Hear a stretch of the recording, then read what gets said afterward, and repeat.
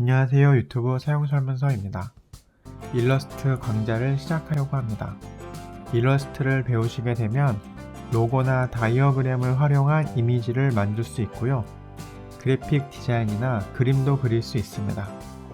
그리고 목업 소스를 활용해서 디자이너가 만든 것 같은 썸네일이나 배너 등을 아주 쉽게 만드실 수 있습니다. 오늘은 일러스트를 배우시기에 앞서 꼭 알아야 할 몇 가지 사항들과 많이 사용되는 도구의 사용 방법을 알려드리려고 합니다. 그럼 시작해 보겠습니다. 스케치북에 그림을 그리신다고 생각하시면 됩니다.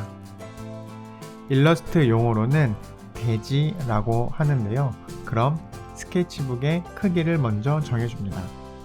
대지의 크기는 작업 중에도 얼마든지 수정할 수 있기 때문에 너무 고민하지 마시고 아무거나 해주겠습니다. 그럼 가장 평범하게 A4 용지로 해보겠습니다. 한번 클릭하면 A4 사이즈의 하얀 종이가 나옵니다. 이 종이 위에 작업을 하시면 됩니다. 그럼 마지막에 이미지로 내보내기 할 때 이 하얀 종이가 이미지로 만들어지는 것입니다. 이제 사용 방법에 대해 알려드리겠습니다. 왼쪽에 있는 것들이 도구입니다. 그리고 오른쪽에 있는 것들이 작업을 할 때 필요한 기능과 효과들입니다. 보통은 이런 식으로 배치를 해서 작업을 해주는데요. 아마 일러스트를 처음 시작할 때는 이렇게 정리되어 있지 않을 거예요. 그래서 설명하기에 앞서 작업에 필요한 환경을 먼저 만들어 주겠습니다. 작업하는데 꼭 필요한 몇 가지를 꺼내 보겠습니다. 위에 윈도우를 클릭하시고 레이어, 색상, 획을 열어줍니다.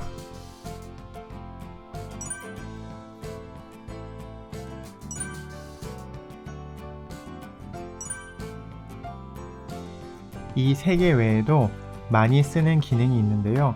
이 3개는 항상 열어놓으시는 게 좋습니다. 그리고 나머지는 필요할 때 그때 설명해 드리도록 하겠습니다. 드래그해서 밑에 가져다 놓으면 하나로 이어집니다. 자, 그리고 설명을 시작하기 전에 화면을 컨트롤하는 방법을 알려드리겠습니다. 화면을 확대하는 것은 컨트롤을 누르시면서 더하기를 누르시면 됩니다. 축소는 반대로 컨트롤을 누르시면서 빼기를 누르시면 됩니다. 그리고 화면을 움직여야 할 때가 있습니다.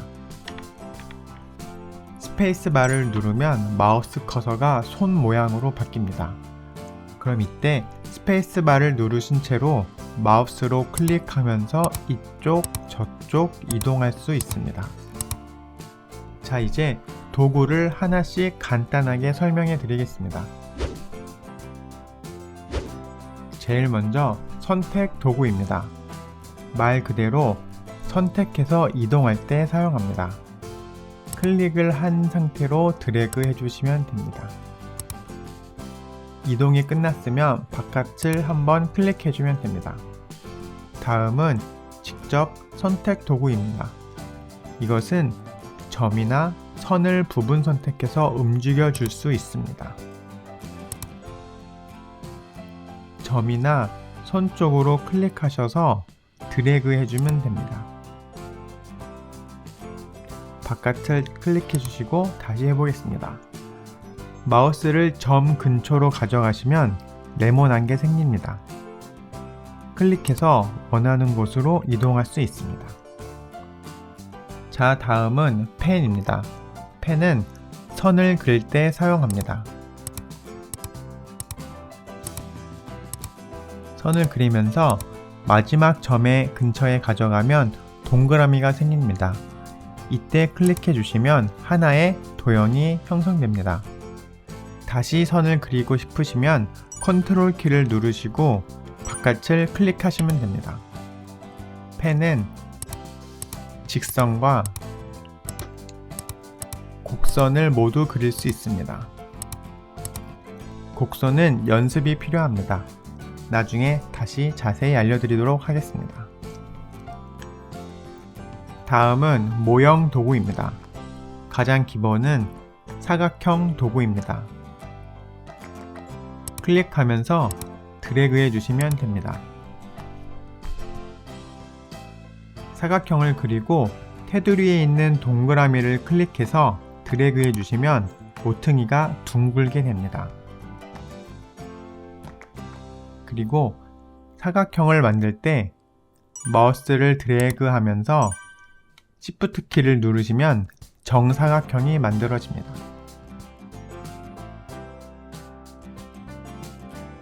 사각형 도구를 꾹 2초간 클릭하면 원형 도구, 다각형 도구, 별 모양 도구가 있습니다. 원형 도구로 바꿔주겠습니다. 원형도 드래그하면서 만들어줄 수 있습니다. 또한 원형도 역시 드래그를 하면서 Shift 키를 눌러주시면 동그란 원이 됩니다. 도형 그리기를 마치셨으면 선택 도구를 클릭하시고 바깥을 눌러주시면 됩니다. 그린 작업물을 지워주실 때는 선택 도구로 선택하시고 딜리트 키를 누르시면 됩니다. 다음은 다각형 도구인데요. 다각형 도구는 드래그를 한 채 방향키를 눌러주시면 삼각형에서 사각형, 오각형 이런 식으로 꼭지점이 하나씩 추가돼서 생깁니다.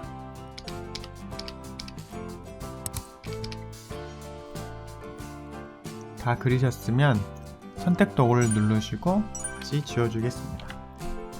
그리고 다음 별 모양 도구도 마찬가지입니다. 드래그해서 그려주시고 방향키를 눌러주시면 별 모서리가 하나씩 더 생깁니다. 다음은 문자 도구입니다. 글씨 도구를 클릭하시고 빈 곳을 클릭하면 글자가 생성됩니다.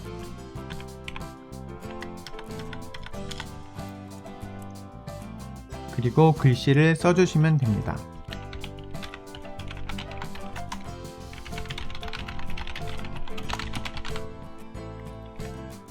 글씨를 다 써주셨으면 선택 도구를 클릭해 주세요.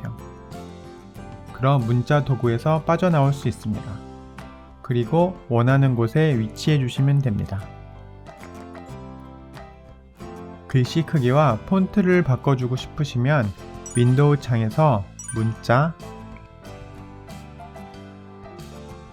문자를 클릭해서 문자 노후 창을 열어줍니다. 문자는 많이 사용하므로 단축키를 외워주셔도 좋습니다. Ctrl T입니다. 문자를 선택해 주시고 폰트 크기, 문자 간 높이, 문자 길이, 문자 폭, 문자 간격 등을 수정해 줄 수 있습니다. 그리고 스포이드 도구입니다. 스포이드 도구는 속성을 복사해 오는 도구입니다. 색이나 굵기, 글씨 폰트 등이 복사됩니다. 예를 들어 이 네모를 요 밑에 있는 네모로 만들고 싶다면 선택 도구로 바꿔줄 모형을 먼저 선택하고 스포이드를 클릭한 다음에 마지막으로 내가 원하는 모형을 클릭해주면 이렇게 속성이 복사됩니다. 그리고 마지막으로 설명해 드릴 도구는 대지 도구입니다. 대지 도구는 내가 만들 이미지의 크기를 정해주는 것입니다. A4 사이즈의 PPT를 만드실 거면 폭 297mm, 높이 210 사이즈를 입력하시면 되고요. A1 사이즈의 큰 포스터를 만드신다면 594, 841 이런 식으로 치수만 기입해 주시면 됩니다. 치수 기입이 완료되셨으면 선택 도구를 눌러주시면 됩니다. 만약에 이처럼 작업이 완성되었다면 파일에 가셔서 내보내기 형식, 그리고 저장할 위치를 정해주시고 파일 형식을 골라주신 다음에 대지 사용에 체크를 해주시고 내보내기를 클릭하시면 됩니다. 색상 모델은 RGB, 품질은 최대로 해주시고요.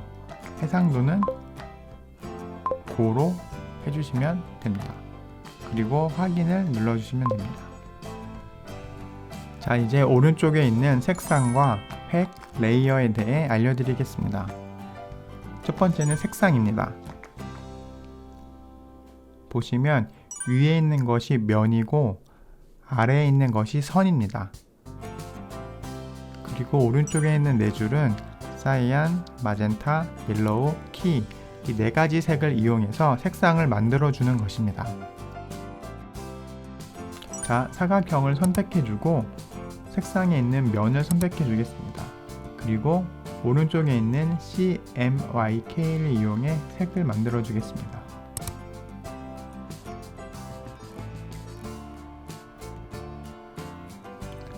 다음은 선을 선택해 보겠습니다.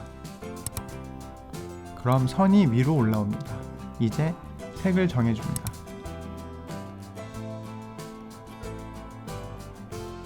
추가로 밑에 획으로 두께를 수정할 수도 있습니다. 색을 다 정해주셨으면 바깥을 한번 클릭해 주겠습니다. 다음은 획입니다. 방금 보신 것처럼 두께를 넣을 수 있습니다. 더 많은 기능이 있는데요. 오른쪽에 있는 세 줄을 클릭하시고 옵션 표시를 클릭합니다. 다양한 기능들이 있습니다. 먼저 하나만 알려드리고 나중에 자세히 알려드리겠습니다. 모형을 선택하고 아래 점선 사용을 클릭해 주시면 선이 이처럼 점선으로 바뀝니다. 아래 숫자를 기입해 점선과 간격을 조절할 수도 있습니다. 자, 이제 오늘 마지막으로 알려드린 내용은 레이어입니다. 어려우실 수도 있는데요. 굉장히 간단합니다. 레이어는 내가 작업할 작업물을 정리해주고 나열해주는 역할을 합니다. 기본적으로 시작할 때 레이어 1이 하나 있습니다. 내가 작업을 하면 그 작업물이 레이어 안으로 들어갑니다. 모형을 몇 개 만들어 보겠습니다.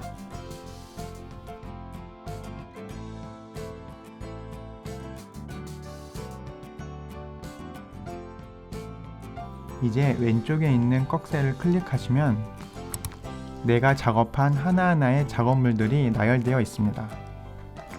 레이어의 위치를 보시면 별이 가장 위에 있죠? 그럼 스케치북에 있는 별이 가장 위에 있는 것입니다. 별을 맨 밑으로 내려보겠습니다. 그림에서도 별이 내려가는 것을 볼 수 있습니다.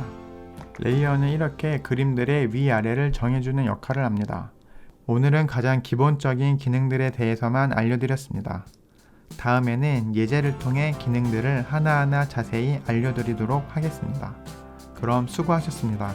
지금까지 시청해주셔서 감사합니다.